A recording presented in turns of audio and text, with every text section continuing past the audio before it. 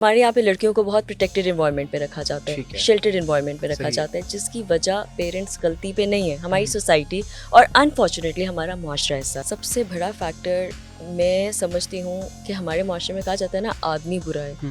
मुझे लगता है औरत औरत की दुश्मन है। सास बहू की लड़ाई, नंद भाभी की लड़ाई, दो बहनों की लड़ाई, अगर दो बहनों की दो भाइयों के साथ शादी हुई है उनकी लड़ाई। एक आदमी माँ और बीवी में पिसती जाता है, हर लिहाज से पिसता है। एक बंदा जिसने सुसाइड कर ली थी, इसने लेटर लिखा था और उसने अपनी फैमिली को कहा था कि मेरी डेड बॉडी उठा ले। ये अभी रिसेंटली एग्जैक्टली, बिल्कुल। ये जो मर्द को दर्द नहीं होता वाला लोगो है ना, आई हेट इट। आपके इंसिडेंट गुजरा हो जिंदगी के अंदर कि आपने सोचा हो कि नहीं मैं तो बैरिस्टर बनूंगी?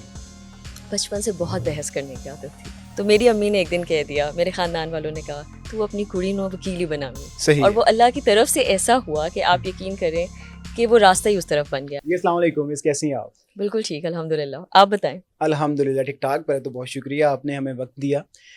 अच्छा, छोटी सी लग रही हैं आप उम्र में, बैरिस्टर भी हैं और प्राइम मिनिस्टर यूथ प्रोग्राम के साथ भी काम कर रही हैं, वुमेन्स राइट के लिए भी काम करती हैं, जो एसिड विक्टिम्स हैं उनके लिए भी काम करती हैं।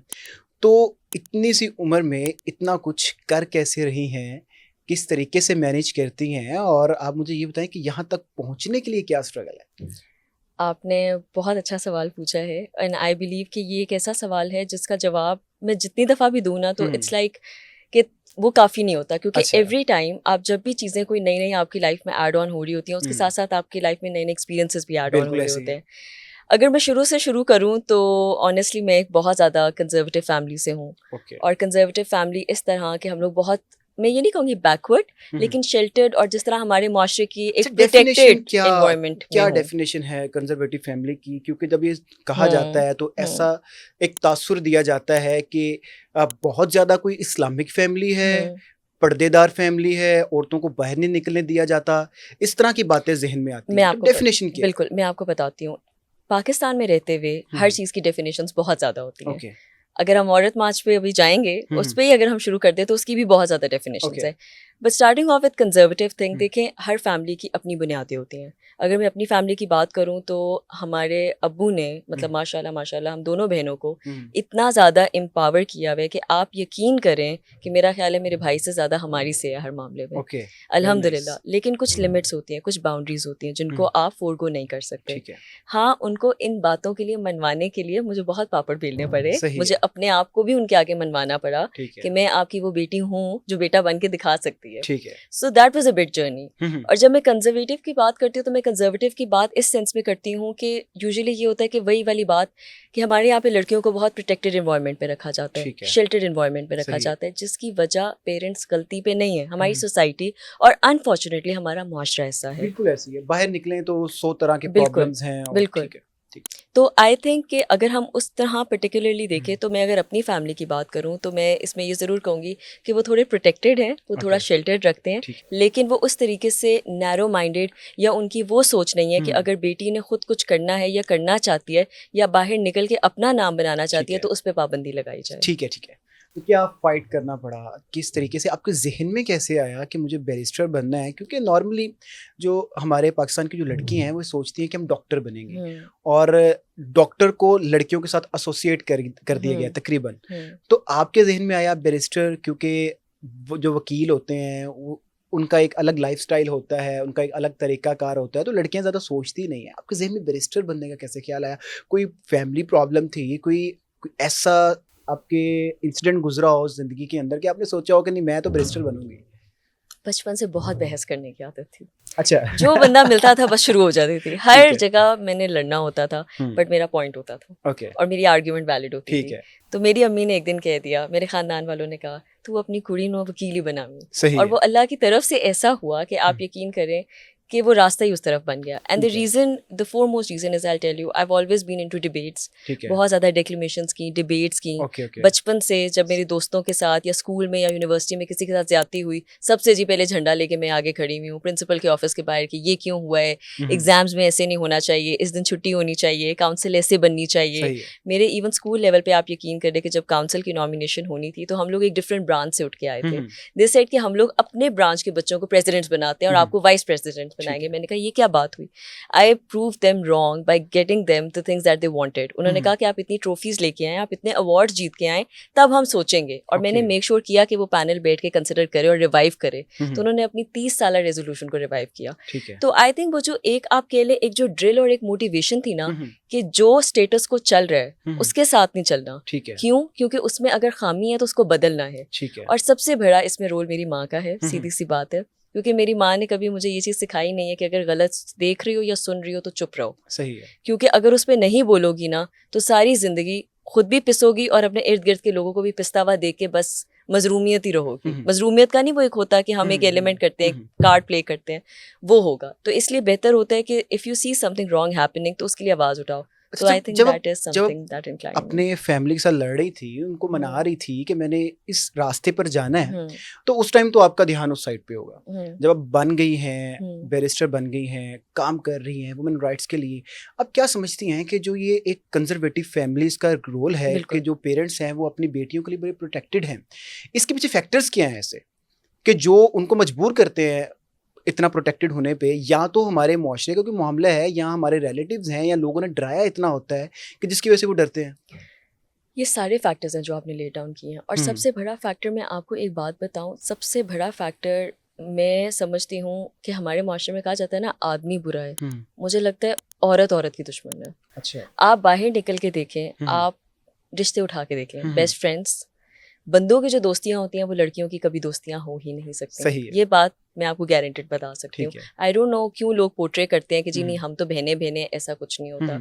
सास बहू की लड़ाई, नंद भाभी की लड़ाई, दो बहनों की लड़ाई, अगर दो बहनों की दो भाइयों के साथ शादी हुई है उनकी लड़ाई, आप जनरली सोसाइटी में देखें औरतों का औरतों के साथ मसला है। इवन आप प्रोफेशन में यकीन करें कि प्रोफेशनलिज्म में अगर कोई लड़की एक्सेल कर रही है तो बंदा उसका रास्ता नहीं काटेगा। औरत कहेगी यार मैं तो आगे गई नहीं, चलो उसकी भी औरत ही औरत का रास्ता एग्जैक्टली। ठीक है। तो जब पेरेंट्स प्रोटेक्टेड होते हैं, वो क्या कहते हैं बचपन में माएँ मत देती है ना कि कुड़ी नू आंदी सहेलियां खराब करन, वो पंजाबी का मुहावरा है, मुंडे नू आंदे यार खराब करन।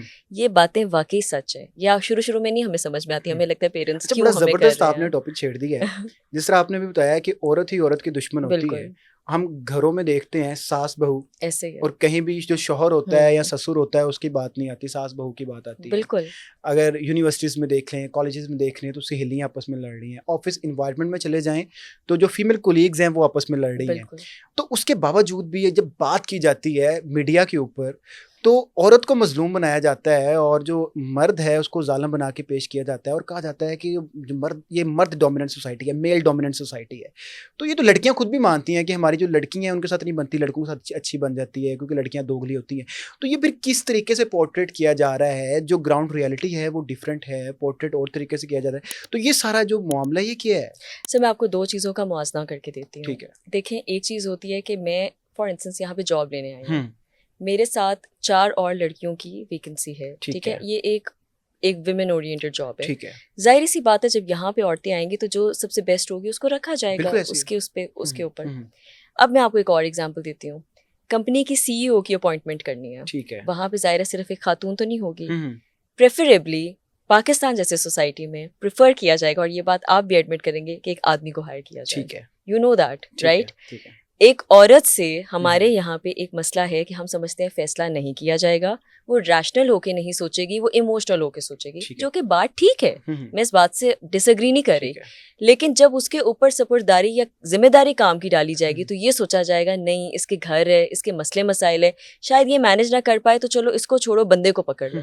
मैं आपको अपने साथ एक्सपीरियंस बता रही हूँ। As a lawyer I have to face this. Family cases के लिए मुझे अप्रोच किया जाएगा, जहाँ पे थोड़े कॉम्प्लिकेटेड केसेस आएंगे वो कहेंगे ये लड़की ऐसे नहीं होगा। यहाँ पे मसला आता है जब हम लोगों की लड़ाई या जंग आती है कि भाई जो आदमी काम कर सकता है, मैं बाकी कामों की बात नहीं कर रही। अल्लाह ताला ने कुछ जगहों पे आदमी को दिए, एक वो एक है, उसमें आप ये नहीं कह सकते अल्लाह ताला ने उनको रखा है उस जगह पे।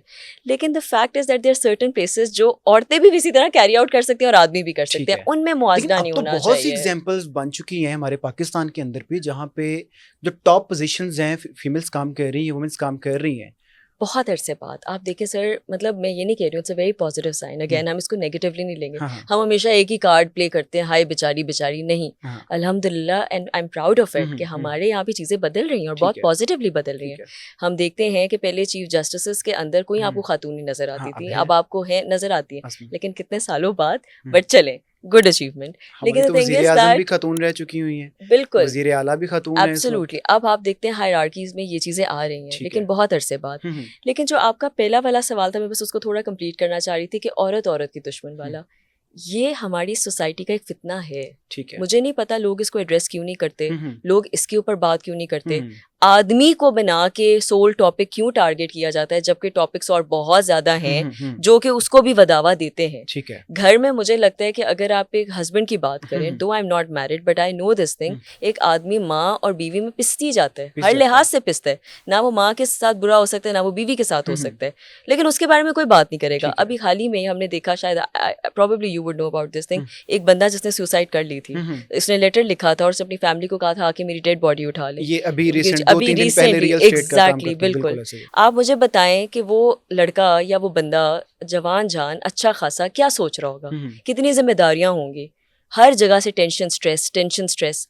हम लोग ये क्यों नहीं बात करते हैं, हम औरतों की बात करते हैं। अगेन मैं ये खाली प्रोपिगेट नहीं कर रही हूँ, औरतों के भी मसले मसाइल हैं, लेकिन आदमियों के भी बड़े मसले मसाइल हैं, लेकिन एड्रेस नहीं किया जाता, एड्रेस, और उनको ये राइट ही नहीं दिया जाता वो एक्सप्रेस कर सकें। और अगर वो कहते हैं एक्सप्रेस कर लेते हैं तो जी ये तो जी बड़ा इसके अंदर, ये तो जी पता नहीं अल्लाह माफ करे क्या है और क्या, और वो गंदी किस्म की टर्मिनोलॉजीज दी जाती है।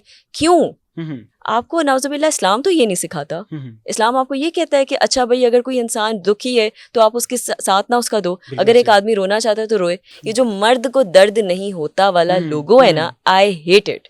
आई डोंट नो ऐसा कैसे हो सकता है। आप कहना चाह रहे हैं मर्द इंसान नहीं है, भाई जानवर को दर्द हो सकता है, मर्द को नहीं हो सकता। How ridiculous is that.